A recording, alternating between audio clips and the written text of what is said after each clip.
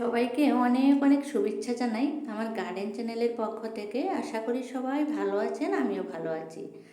আজকে আমি সবার প্রিয় ফুল অপরাজিতা গাছ নিয়ে এসেছি। দেখতেই পাচ্ছেন খুব সুন্দর সুন্দর ছোট ছোট নীল রঙের ফুল ফুটে রয়েছে আমার গাছে। গাছটা হচ্ছে অপরাজিতা ফুলের গাছ।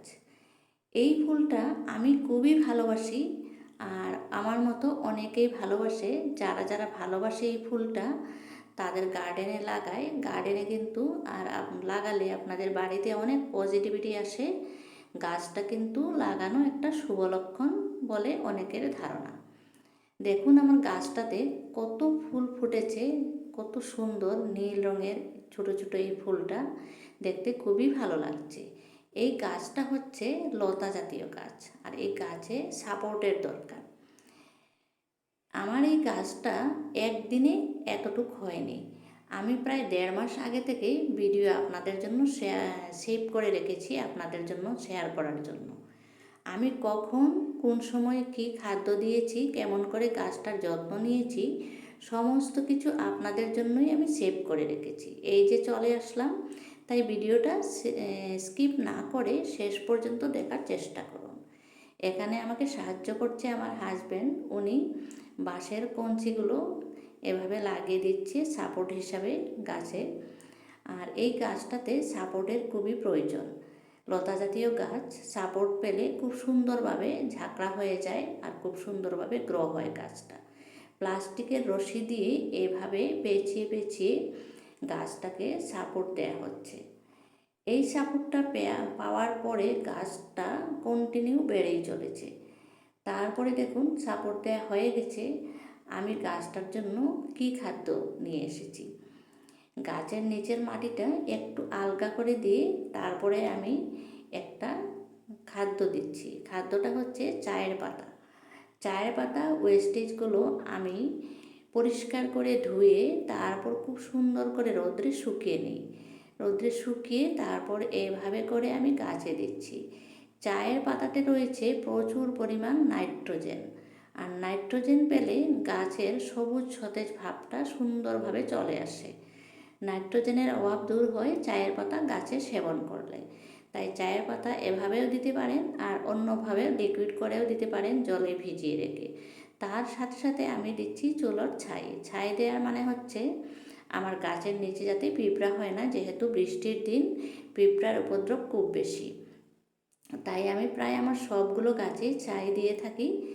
ছাই দেওয়ার কিছুদিন পরের ভিডিও দেখুন, কিছুদিন খাদ্য দেওয়ার পরের ভিডিও দেখুন, কিছু কিছু ফুল এসেছে আর কিছু কিছু মরেও গেছে। ফুল আসা আরম্ভ হয়ে গেছে আমার গাছটাতে। তারপরে থেকে আমি প্রত্যেক সপ্তাহে একদিন করে একটা খাদ্য সেবন করে থাকি। এই যে দেখুন বীজগুলো হয়েছে। বীজগুলো ধীরে ধীরে শুকিয়ে যাবে, যখন পুরোট হয়ে যাবে তখন আমি এই বীজগুলো উঠিয়ে রাখবো। তার কিছুদিন পরে আমি আরেকটা খাদ্য নিয়ে এসেছি, এটা হচ্ছে পাক জল। এই পাক জল আমি তৈরি করেছি। পাক জলে আমি দিয়েছি আমার কিচেন ওয়েস্টগুলো, সবজির খোসাগুলো, তারপরে হচ্ছে পেঁয়াজের খোসা, রসুনের খোসা, আলুর খোসা, সমস্ত কিছু ভিজিয়ে রেখে পচে গিয়ে যে জলটা হয় সেই জলটাই। এই জলটা আমি গাছে সেবন করেছি সপ্তাহে একদিন করে। প্রত্যেক সপ্তাহে আমি কিছু না কিছু খাদ্য দিয়েই চলেছি। এভাবে করে আমি গাছের যত্ন করেছি। তাই বন্ধুরা, আপনারাও যদি অপরাজিতা ফুলটা ভালোবেসে থাকেন তাহলে অতি অবশ্যই আমার এই চ্যানেলটা সাবস্ক্রাইব করে দিয়ে আমার ভিডিওটাতে অবশ্যই একটা লাইক দিবেন। ছাই দিচ্ছি, দেখতেই পাচ্ছেন প্রত্যেক দিন সকালে উঠেই আমি আমার গাছগুলোতে ছাই দিয়ে থাকি। তারপর দেখুন ফাইনাল ভিডিওতে আসলাম। গাছে প্রচুর পরিমাণে ফুল এসেছে। আমি গাছটা একদম চারপাশ আপনাদেরকে ঘুরিয়ে ঘুরিয়ে দেখাচ্ছি। ফুলগুলো যদিও ছোট ছোট, দেখতে কিন্তু খুবই ভালো লাগে। ছোট ছোট ফুল নীল রঙের। আমি গাছটাকে খুবই ভালোবাসি।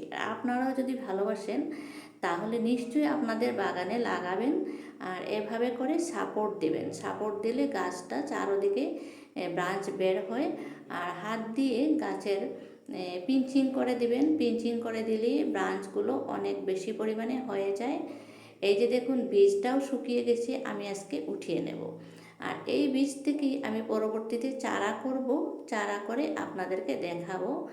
এই যে দেখুন বীজটা কেমন হয়েছে, আমি হাতে নিয়ে আপনাদের দেখাচ্ছি। কালো হয়ে গেছে, একদম পুরোট হয়ে গেছে।